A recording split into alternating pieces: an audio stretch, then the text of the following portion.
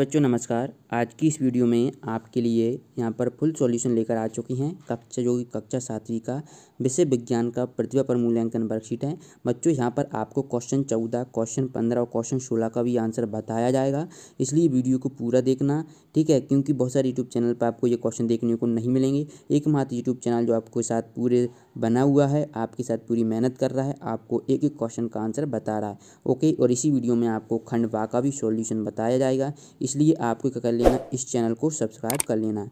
चलिए पहला क्वेश्चन देखते हैं। निम्न में से कौन सा परिवर्तन उत्क्रमित किया जा सकता है? तो उत्तर है बर्फ का पिघलना, ओके।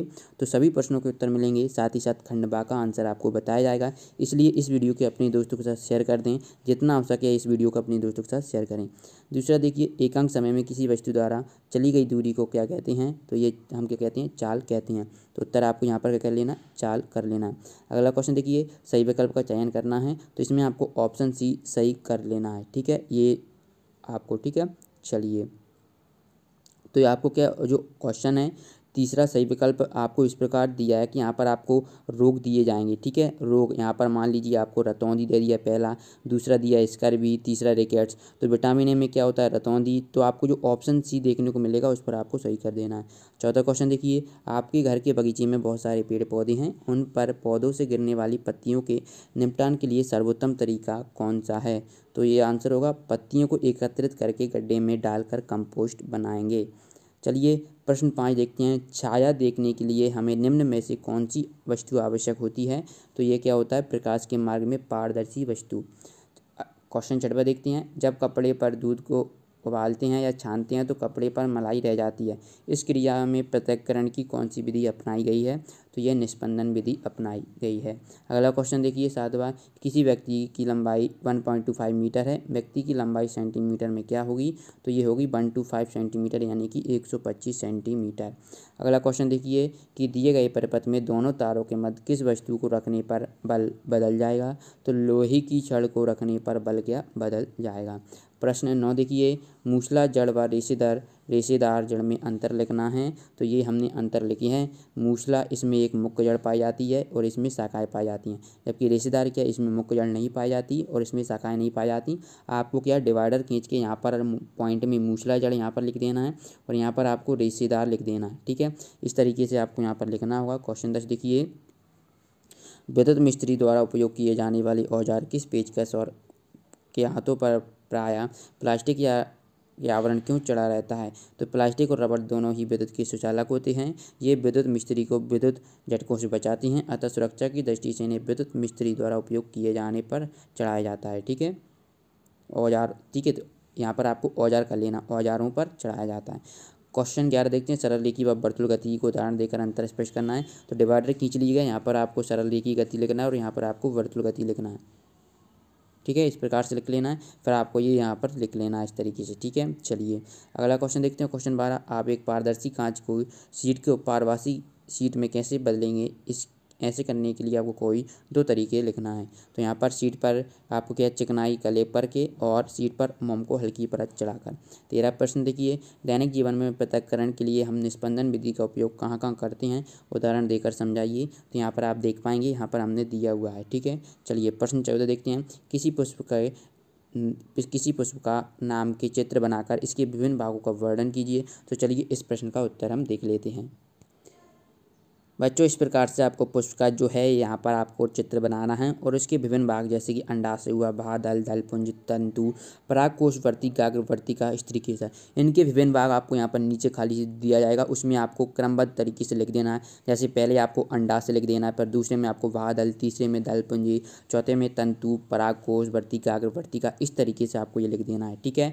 तो ये आपका प्रश्न क्रमांक 14 यहाँ पर कंप्लीट होता है। चलिए अगला क्वेश्चन देखते हैं। अगला क्वेश्चन क्या है बच्चों?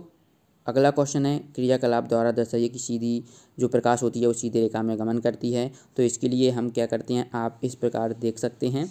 तो ये हमने एक जो आप लैंप यहाँ पर आप देख पाएंगे, इसको क्या हमने यहाँ पर जलाया, तो इससे जो प्रकाश किरणें वो यहाँ पर सीधी रेखा में गई, यहाँ से भी ये बिल्कुल सीधी इधर गई, ठीक है। वो इस तरीके से इसके अंदर नहीं आई। तो इससे क्या सिद्ध होता है कि प्रकाश सीधी रेखा में गमन करती है।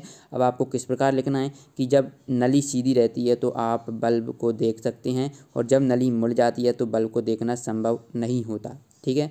तो इस तरीके से आपको यह कर लेना है। इससे सिद्ध होता है कि प्रकाश सरल रेखा में गमन करता है। बच्चों इस प्रकार से आपको प्रश्न क्रमांक 15 का उत्तर लिख दीजिएगा। अगले क्वेश्चन की ओर बढ़ते हैं। यहाँ पर अगला क्वेश्चन है, हमारे शरीर में विभिन्न प्रकार की गतियों के लिए कौन सी संधियाँ पाई जाती हैं? कंदुक खलिका संधि का सचित्र वर्णन करना है। तो चलिए इसका आंसर देख लेते हैं।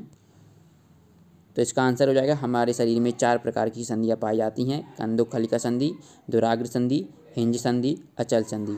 तो अब क्या होगा कि हमें कंदुक खलिका संधि के बारे में बताना है। तो आप यहाँ पर देख पाएंगे इस तरीके से आपको ये लिख देना है, ठीक है। चलिए अब हम बढ़ते हैं अगले, जो आपका खंड वादिया है उसके भी आंसर देख लेते हैं।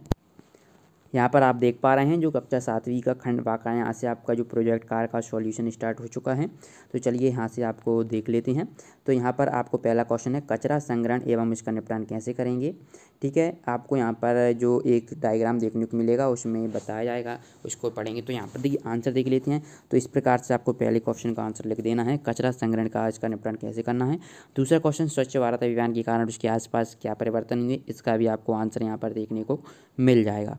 चलिए अगला क्वेश्चन की ओर बढ़ते हैं। अगला क्वेश्चन है क्वेश्चन नंबर 3, स्वच्छ भारत अभियान का लोगो का चित्र बनाइए। तो एक कदम स्वच्छ, जो आपको क्या बच्चों एक सा चित्र बनाना है। तो स्वच्छ भारत अभियान का आप खुद बनाइएगा, क्योंकि मैं यहाँ पर आपको आप खुद अपने अकॉर्डिंग बनाएंगे तो ज़्यादा बेहतर रहेगा, ठीक है।